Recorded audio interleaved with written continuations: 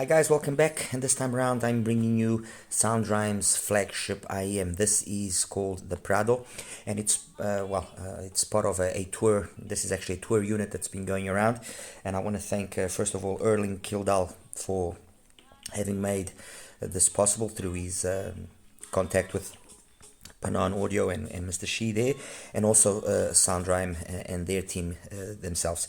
Anyway, what is the Prado? The Prado is a hybrid, a 12 balanced armature and 4 EST IM. I didn't receive anything else besides the actual IM and the cable. The tips I'm using are the tips that I actually liked using in the case of the Prado, which is these Let Sure type of tips. I did try a few others. I did try the H570s, I did try the Divinos, but ultimately I liked these ones the best. They allowed me to, due to the size of the actual nozzle, allowed me to actually deep fit the IM quite nicely. Anyway, as I was saying, the Prado has got 12 BAs, a mix of Sonian and Knowles. It uses Knowles 3176s for the highs. Then it uses 4 Sonian ESTs, and then it uses 4 Sonian 28Us for the mid frequencies and 4 Sonian 38 AJs. Actually, SOUNDRHYME likes using the AJs instead of the D1s or D2s, and it's actually quite interesting because usually the D1s are what is best known from Sonian in terms of bass BAs, but the AJs both in the Prado and in the SR8 have been tuned masterfully. That's the reality, and they sound absolutely phenomenal. Besides the actual hardware that I just mentioned, it's also got tuning switches, as you can see there. Okay, and they affect also both the bass frequencies and the extension past 10k roughly. The area between let's say 500 hertz and up to about 10 remains always basically the same. So it's roughly the extremes that are altered in their intensity: more bass, less bass, more extension past 10k, so more air or less air. I've left them in the 1-1 position, which basically gives me the most bass and gives me that most air status section or perception. I did try them in the other settings with the 1-0 setting, which is basically taking off a little bit of that air. It was favorable sometimes in terms of it. I wouldn't say gave a more realistic sense of soundstage, but it gave the Prado a more, let's say, old school type of organic soundstage, if you guys can understand what I'm trying to say by that.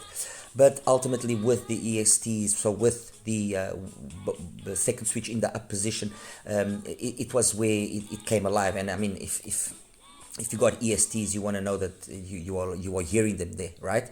And many times ESTs are tuned in a manner where they either are too prominent, or then they are so hardly even noticeable that it makes it pointless to have ESTs.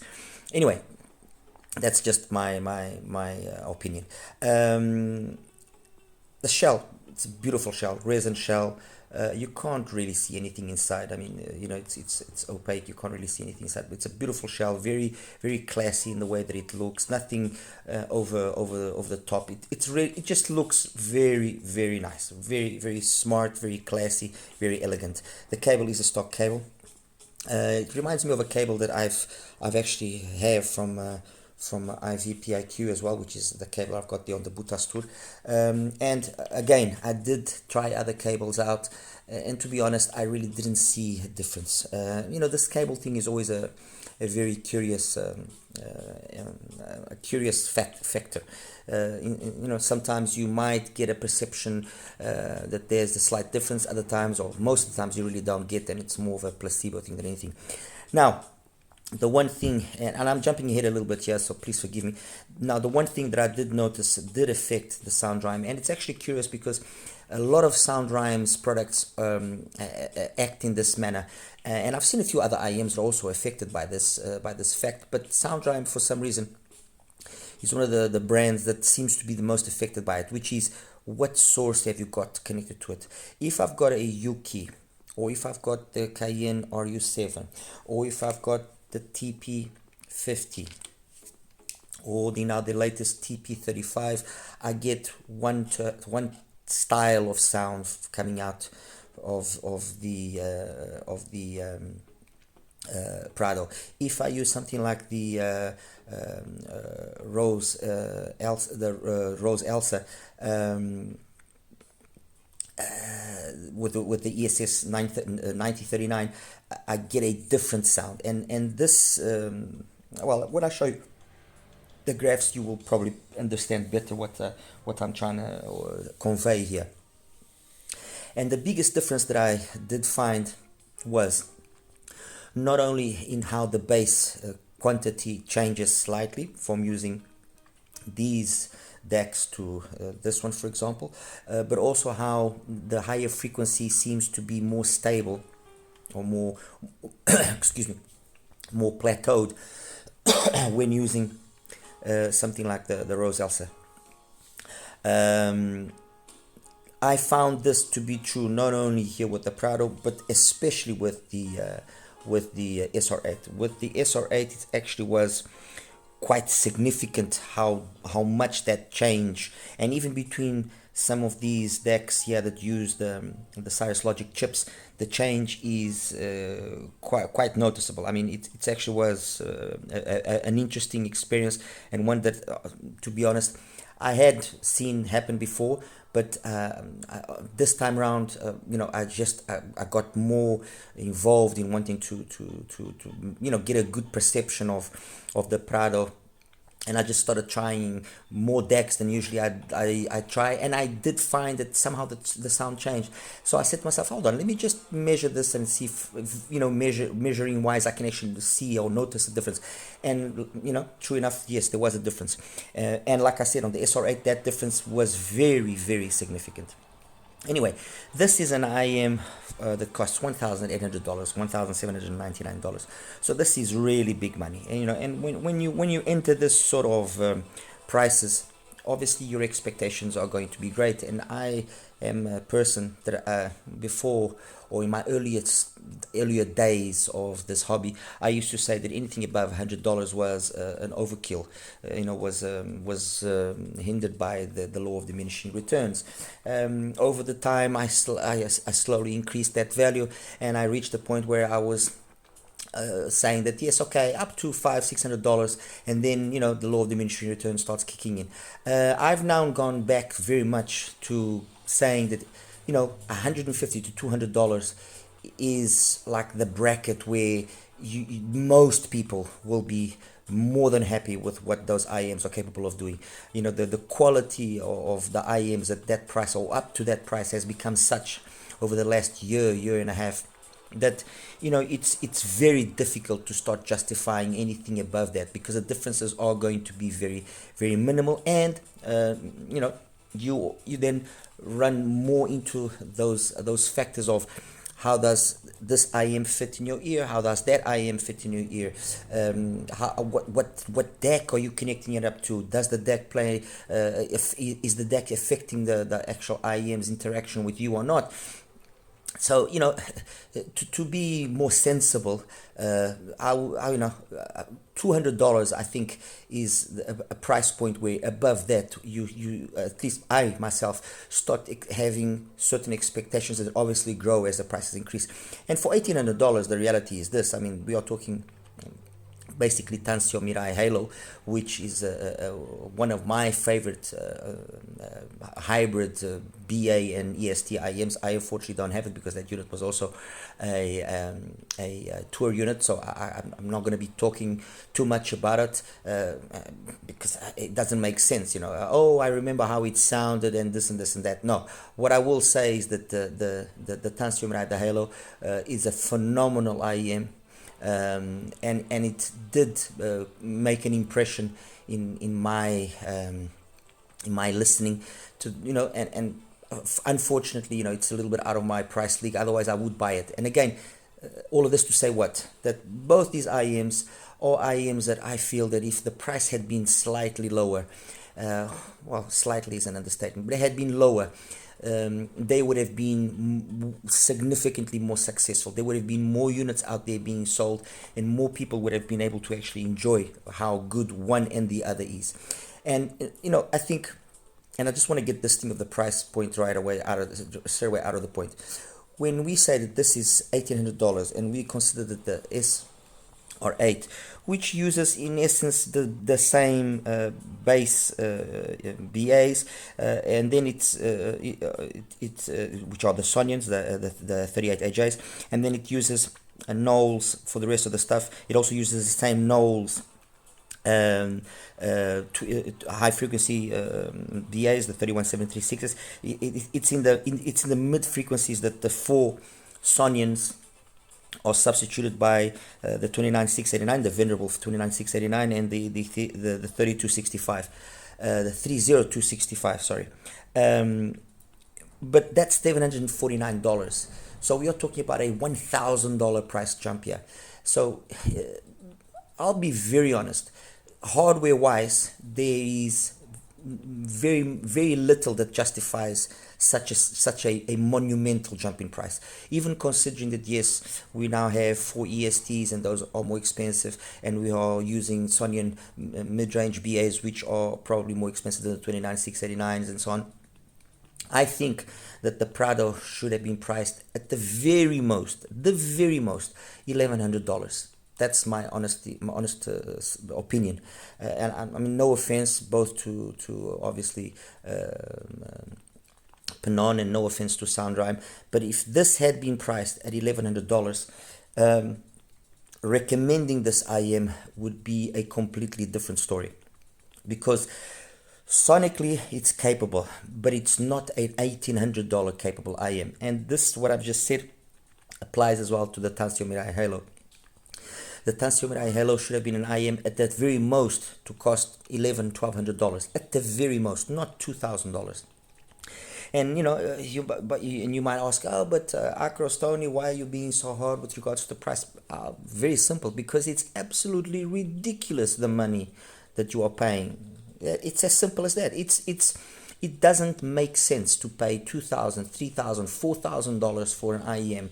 It doesn't. I mean, for that amount of money, way less, you get yourself a set of headphones, which are going to have, yes, fine, okay, we can't compare headphones with IEMs and so on, but yes, you get yourself a set of earphones which, if nothing else, are more substantial. There's physically something more there to hold. This. Anyway, that's just a little mini rant of mine and an opinion. Nothing. Like I said, no offense, and I hope no one takes offense to that. It's just my opinion. I believe very much in value for money, and there's absolutely nothing that can justify paying certain amounts of money when, in essence, what we have inside of this IEM is very much the same parts that we have in the SR8, with the exception of the ESTs, and so. Taking that into account, we then do that increase of price from $750 to, like I said, I suggested, $1,100. What do I think of the sound of the Prado? Which that's what we are here for. That's what you guys want to know my opinion about. Well, like I said, I unfortunately don't have here the Halo. That would have been a nice comparison. But I do have here some IEMs which I very much like, and some of them are known by a lot of you, so you guys can straight away get a perception of how this then stacks up to those. What are those IEMs? Well, the Night Oblivion Butastur, a phenomenal IEM in my opinion. Phenomenal IEM. $600, 10 BAs, Sonyans in the base, Knowles for the rest. Absolute beast of an IM, detailed. I mean, honestly, really, really nice. A great tonality, great. I mean, it's really a very, very solid IM. Next to that, the full Cantor, $750. Loved by some, myself included, hated by others. The reality is this: if your thing is detail and what you want is detail, this delivers in spades. 14 BAs as well inside there. Phenomenal technology involved in how they've come up with the labyrinth system for the bass and what they've done in that way. If there's any nitpick that I can point at it is that it would have been nice if they had included a switch like they did on the Butastur, just to boost the bass a little bit more. If they had done that, so enabling the bass to be boosted, this would be probably the deal the deal to have in terms of an all BA IM, because the build quality is there, the accessories is there, the tech is there, the technology, the what they just just didn't throw parts together. They actually went to the trouble of designing things, and this IM took over a year to be designed. Next to that, the Prado's small brother, the SR8, an IM that I've liked very much since day one. Since day one, when I first heard it, I said to myself, this is a beast of an IM. Again, with the switches which allow you to change the bass and the treble. I've got it in the 1-0 position, if I'm not mistaken. Let me just make sure. No, actually 1-1 position. Yeah, 1-1. Yes, 1-1 position. Which is the one that again boosts the bass and gives me a little extra air up top with regards to the frequencies above 10Ks. What can I say about the SR8? Well, this is going to sound maybe a little bit weird what I'm going to say, but you reach a point when you have gathered some experience that you can almost tell the difference when it's a BA that comes from Sonian or a BA that comes from Knowles. And I say almost because there are other factors which obviously will be involved. But when you have had a certain amount of experience and listened to so many IMs like I've done, I can tell when I'm listening to something which is probably got a Knowles doing a certain part of the spectrum, or then it's probably got a Sonian doing that same part of the spectrum. And you can tell that the mids here are done by a Knowles BA. It just has a slightly different tonality to for example here the Prado, but without jumping ahead and continuing here on the SR8 by itself, SR8 fantastic IM, again for $750, like I mentioned, $749, basically the same price as the Cantor. Really, I mean, it ticks all the right boxes. And finally, the venerable Softiers RSV. I still think that this stands. This was my first serious OBA IM. I bought this unit secondhand from a gentleman that actually bought it, listened to it a couple of times, and then said no, he didn't like it. He preferred his multi-thousand-dollar IEMs to this. So he let me have this for a really good price, considering that this was new, $700. I bought this for $500. So yes, still a lot of money, but for what was in essence a brand new IEM that had been heard for maybe 10 hours at most, I think I struck a really good deal. But anyway, that's besides the point. The reality is the RSV is still to this day one of the best all BA IEMs out there. It is the one that has the least amount of BAs. We're talking only 5 units there. That's got 14, that's 14, that's 10, this has got 12, only 5 BAs. But again, it's one of those IEMs that the moment you put it in your ear, you know you're listening to it. You identify it very quickly, because the way that it's been tuned, it's got this like almost flawless coherency between the drivers, and it has very much this DD type of tonality. It's without question the IEM here that emulates the best the timbre and the tonality of a DD sound, without question. All the others, you notice straight away that you are listening to BAs in every part of the spectrum by the more clinical and clean type of sound. Not that it isn't clean in the RSV, it is clean, but you notice it. It's a very easy thing to get to pick up on. Going then here into the sound of the Prado bass. Very nice bass. I mean, when you compare the bass here, for example, to the bass on the Butastur, which uses the 31D, the 38D1s, the Sonians, but the D1s, you notice there's a difference in the tonality. You notice that the D1s are more sub bass focused, without question, and that sub bass focus on the bass gives it then this this tonality which is more DD like, warmer, more organic, very pleasant. While here the bass it's a more mid bass type of impact, cleaner. It doesn't go as low as that, but it's not that the difference is huge. It isn't. But you notice a difference. And although there's only two BAs being used there for the bass, let's put it there, as opposed to here on the Prado, where we have four.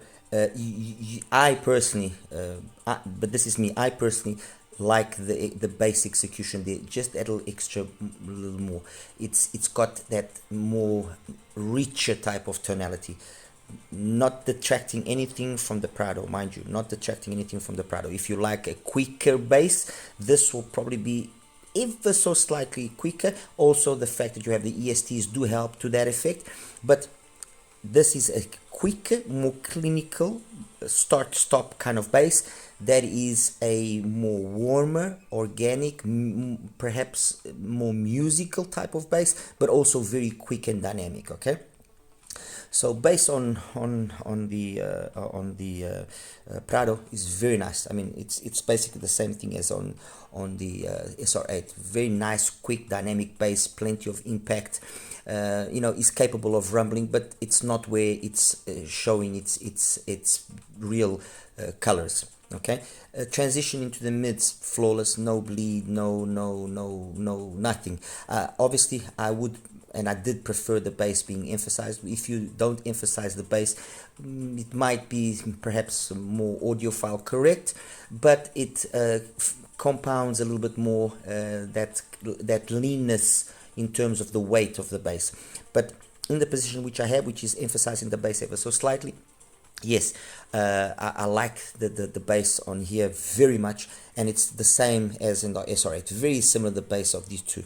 The one here that is the most lean in the bass in terms of if you are able to get a nice deep fit, maybe you can mitigate that slightly, is the Cantor, without a question.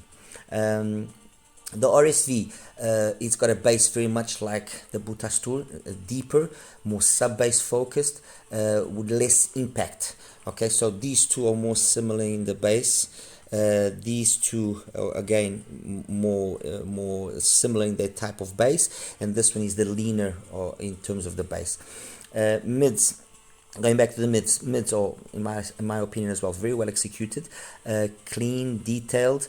I did prefer on certain occasions the mids with the bass in switch off, which allowed them to shine a little bit more, but that then also made that certain songs sounded artificially lean. So again, the reason why I have the bass switch on is to make overall the coherency between the transition from bass into mids in terms of the BAs to be more correct. When I compare the mids here, for example, with the other IEMs here, which are the ones here that, let me compare it here with the SR8. I personally prefer the energy here on the SR8 ever so slightly.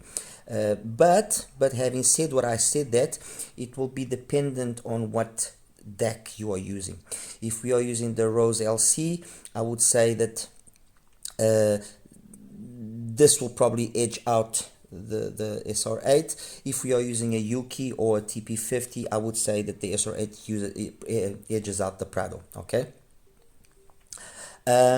Highs. Again, and going back to what I was saying earlier about Sonians and Knolls and so on, the highs here are very well executed. They're not fatiguing. They're not overly bright or overly emphasized. That was one of the criticisms that was made to the Cantor, that they are just excessive, too much, that they can lead to fatigue. And I have to say that I can understand and I agree to a certain extent, because it will be very much fit dependent that will happen, or that you will be one person or you will be a person affected by that. And also, of course, how your hearing ability is. But the highs here are very well executed, detailed, smooth, clean, and depending again now if you have the last switch, the second switch on or off, yes, you will get a little extra amount of improvement in terms of the macro and micro details, a little bit more resolution, because obviously the ESTs do help out. But at the same time, you get a little bit extra more coldness by having the ESTs on. Overall, the ESTs make sense being on, first of all, because I mean you buy an IM like this because you want to have the ESTs working, otherwise you don't get it. It's pointless. But there are more songs where the ESTs are favorable as opposed to not being favorable. When I compare it again, for example, with the SR8, I still overall prefer the balance of the treble on the SR8 over the balance of the treble here in the Prado. I think that it's not a huge difference, mind you, but I just like the feel of that slightly warmer tonality that I get overall out of the SR8 in terms of the treble than the more clinical type of treble that I get here. They are both well done, but they are, in my opinion, focused towards different styles. More clinical, more organic. That's my opinion. In terms of the most, let's say, well executed treble, if you want smoothness and relaxed and really chilled out treble, then that goes to the RSV by miles. But that's without question. If you want the treble that's the most detailed, the most clinical, and as I was saying, my apologies, in terms of the most ultimate in terms of detail, in the Cantor is the winner here by a long shot. But the Cantor loses, in my opinion, to the Butastur for one reason: it doesn't have the bass that the Butastur has to accompany that treble. So ultimately, the most let's say complete treble out of all of these IMs for me, in terms of extension, detail, resolution, macro and macro details, everything is the Butastur's treble. It's all BA, but it's very well done, very well executed, and to my ears, and with the H570s, which apparently were the tips that were used to do the tuning here for the Butastur, and by luck they also fit me quite nicely. It just is a very, very well done treble. Honestly, it is and I would say that it edges out more times the Prado than I expected it to edge out the Prado. And when you're talking the value that this is, and that's where, going back to what I was saying earlier, I mean, this is $1,800. This I mean, I'm not saying that hasn't, it shouldn't be giving this hell. Yes, it should, but it should be, and it could, but it shouldn't be keeping up as well as it does and beating it as well in many more times than what I was expecting. I mean, if I take off here the ESTs, which is basically what I'm doing when I switch off the second switch, I'm basically turning them down. That there just obliterates completely the Prado. Now you may ask, oh, okay, but which is the more realistic, which is the more colored, which is the more... You know what? I'll tell you this. It's how it sounds to you that matters. It doesn't matter what if it's correct or not correct, unless, because if you're only going to focus on the correctness of the sound, then you're not listening to music, you're not enjoying music, you are enjoying graphs and how correct and how perfect they are compared to a graph. And I mean, and this makes me just quickly now touch up here on something, which is a reviewer, which I admire the young man's intelligence, and I think he's a very bright individual. However, he's for lack of a better word, his inexperience and arrogance is just absolutely mind-boggling, because first of all, okay, so he's studying this area and becoming highly knowledgeable in sound engineering and so on and so forth. That will only make him very good at, in my opinion, or at this stage, he's only very good now at reading graphs and understanding that, oh yes, it matches the established parameters of what is a good or not good sound. That doesn't mean that he has gathered the experience for him to be able to say, oh no, this sounds really good. No, it sounds good to his ears. It sounds good. It's not good to everybody's ears. That's what that's what I'm trying to say. And we've got to be a little bit more humble, a little bit more modest. For me, the Butastur sounds good. It sounds phenomenal. Period. And for the price, it is a fantastic IM. Is it maybe doing the ultimate correct reproduction of music according to what is established by the parameters of A, B, C, D entities? Probably not. Who cares? I don't. It sounds good to my ears, and that's what I care. That's it. This here, in terms of correctness, probably will be the more correct sounding IM, without doubt. Maybe the Prado will be the more correct sounding IM. I agree, and I concur with that. But it doesn't sound as exciting as the Butastur does to my ears. Okay, so in terms of treble, I give it to the Butastur. Technically, like I said, and I already mentioned before, the Cantor is the best one. Yeah, technically, the Prado is a capable IM. It's got very good imaging, very good soundstage. The ESTs do help to the effect. Details, plenty of details there in terms of micro details and so on. Is it a technical capability which far exceeds the IMs that are here? Well, yes, it does beat the RSV, but then again, technically the RSV was never the best. Yes, it does edge out slightly here the SR8 in terms of maybe a little bit bigger soundstage, maybe a little bit extra detail retrieval here and there in terms of the resolution and micro details. But in terms of timbre and tonality, this is better. For example, this actually is better in terms of timbre and tonality to the Prado. So in terms of timbre and tonality, I give it to the SR8 and I give it to the RSV. In terms of overall micro resolution, all of those aspects, without taking the Cantor is the best one. This probably very close to the Cantor, and this one is kind of like in between this group and this group in that aspect. Okay, which means it's got the technical capabilities of an IEM of around $700-800. At the $1,800, it should be blowing these IEMs out of the water, in my opinion. Okay. And that's basically it, guys. I mean, there's really not much more that I can say. Like I said, look, it is a well-built IEM. It sounds really good. Its biggest drawback, in my opinion, is the price. $1,800 is a lot of money. It's not an IEM that's going to be for everybody, obviously. For that price, definitely won't be for everybody. At that price, you have many other IEMs which are probably more capable than the Prado is, and that make more sense. But the reality is, and that's what I was trying to say, you have some IEMs, and I've left out purposely a lot of other IEMs. I mean, I'm not even talking about the EPZ 530, which is again another hidden gem. The Leisurely Audio, the L8S, again a fantastic IM. The Audio Neon Pro, fantastic IM. The Duno SA6, the Mark II, phenomenal IM. But with this selection that I've made here, the reality is this is playing on this level of prices and not playing as I was expecting for an $1,800 IM. Okay.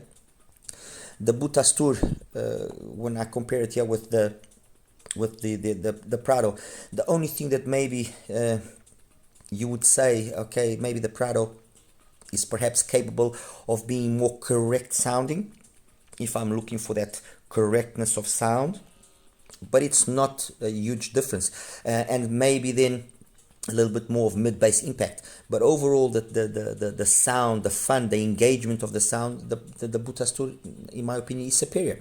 The Cantor, I'm going to say that this, yes, is a superior IM because it's going to please more people more easily than what the Cantor does, and it's not really the Cantor's fault. I mean, the Cantor was tuned to be like that, and this was tuned to be in the way that it is. But the Cantor's biggest flaw is just the fact that it should have had a bass switch to give it that extra energy.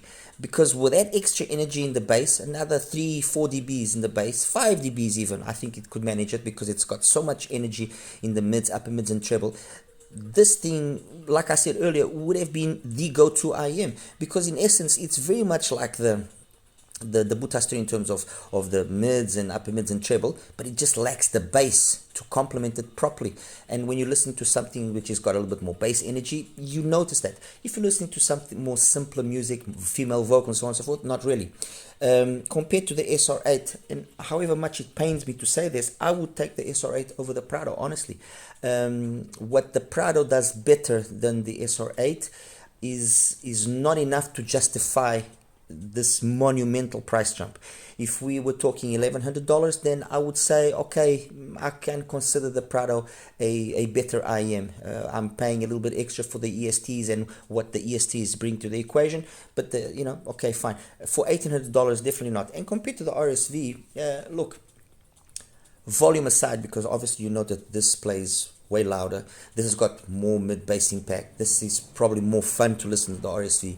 But if I'm now going back to what I was just saying a couple of minutes ago about the correctness of sound, this is probably this is the best one out of all of these IEMs. It's probably the one that has the best coherency between all the drivers. Then again, it's only 5 drivers, while the others are quite a few more drivers that you have to coherently match. And this here lies, this comes to that issue that not always more is better. And when you're trying to match 10 drivers or 8 drivers and make that transition from one driver to the other, so from one frequency to the other frequency, to become as flawless as possible, it's not an easy thing to do. It is really not an easy thing to do, and the RSV in that aspect, being only 5, it does it fantastically well. It does it really, really well. So that's it, guys. Like I said, I hope I was able to shed some light here on the Prado.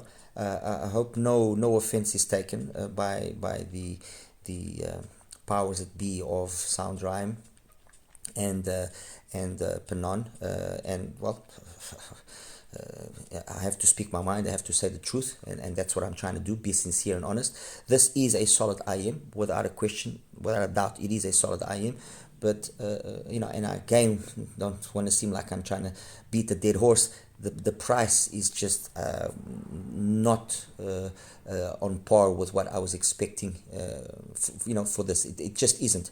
The SR8, like I said, for me is every bit as capable, and only loses out ultimately is in the detail up top. That's where it loses out.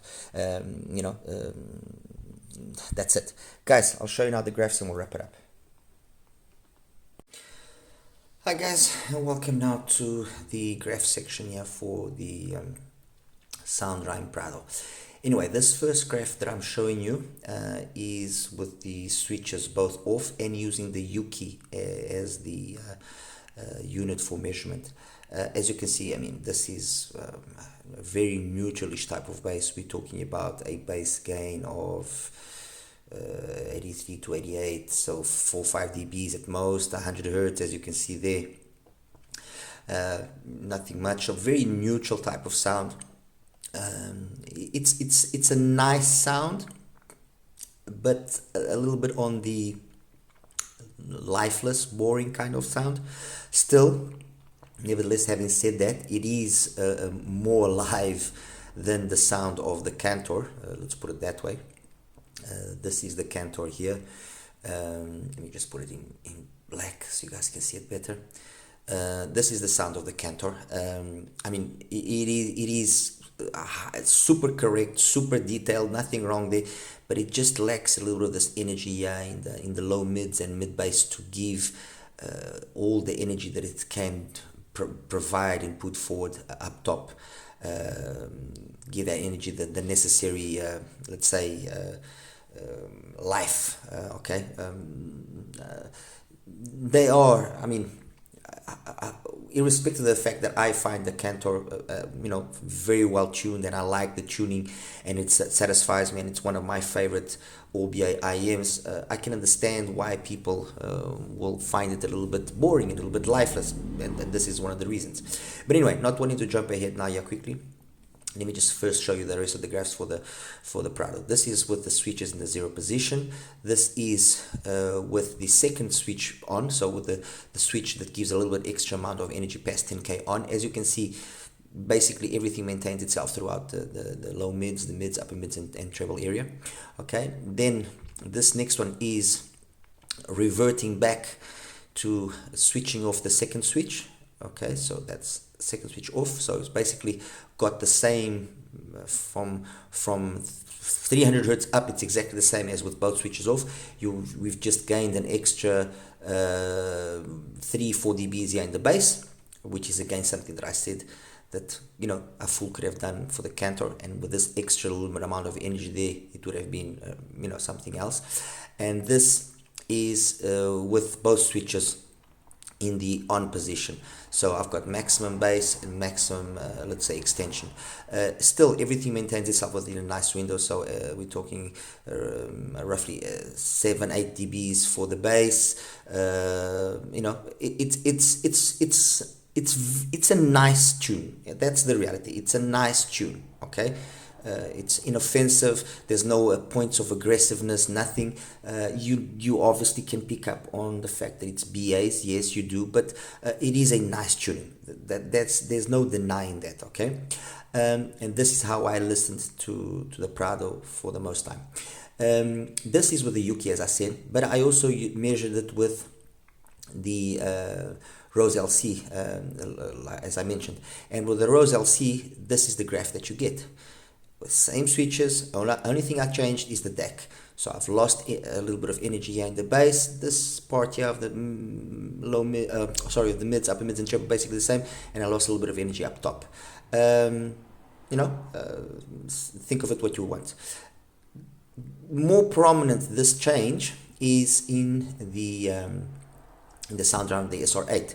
If I use the SR8, and the first one I'm going to show you is the SR8 using the R500. Okay, this is the SR8 using the R500.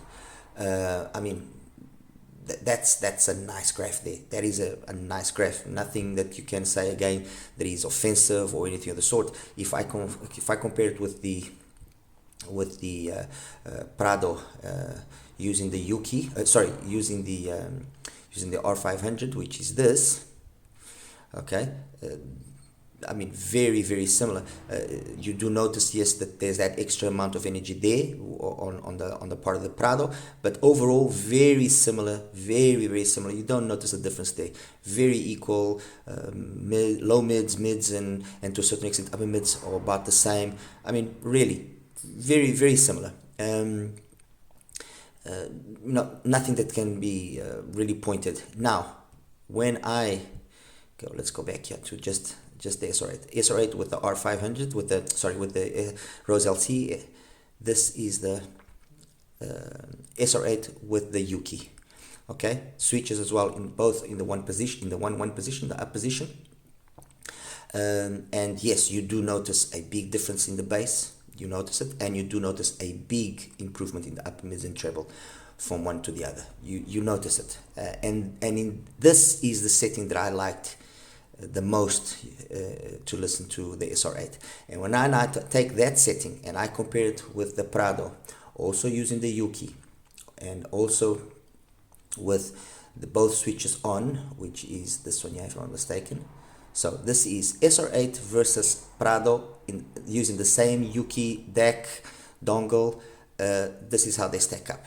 Okay, bass is the same. And you notice that yes, there is differences here. I like this extra energy that the upper mids and treble have over the Prado.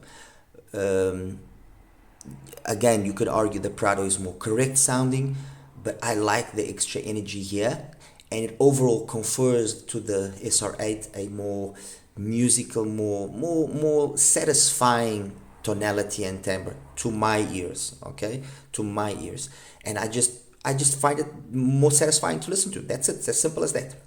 Now, throwing in the rest of the IENs into the equation. First one is the the Butastur Night Oblivion. The Night Oblivion Butastur. Like I said, yes, you notice that, let me just take away there, sorry. You notice that, yes, the Prado has got that extra mid-bass impact.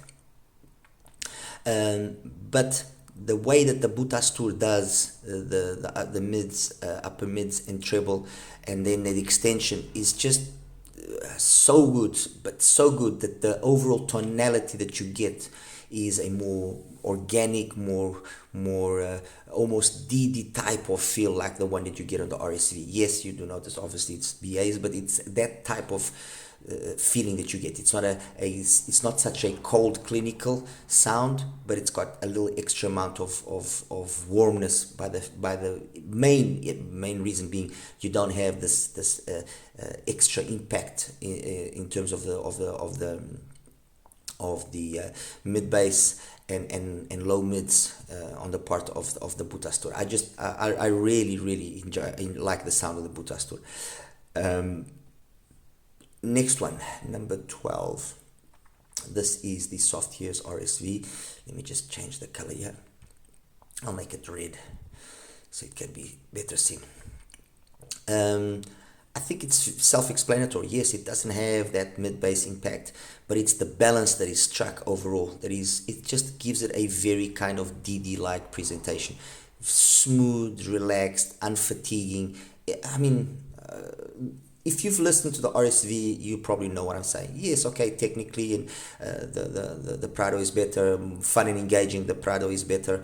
It's ultimately what you are wanting. Okay, and then finally, the Cantor compared with the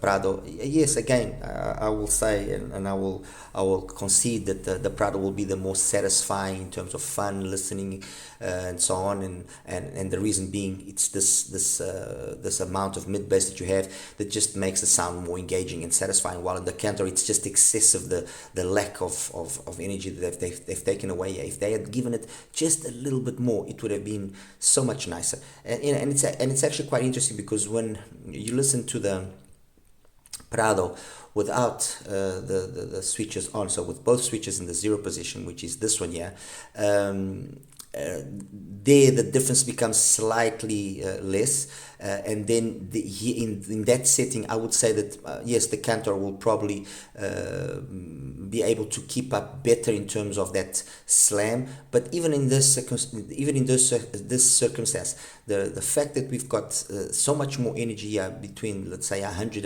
and 500 600 hertz on the part of the Prado, still makes it a little bit more of an engaging and satisfying listen. Guys, that's it. I mean, there's not really much more that I can say.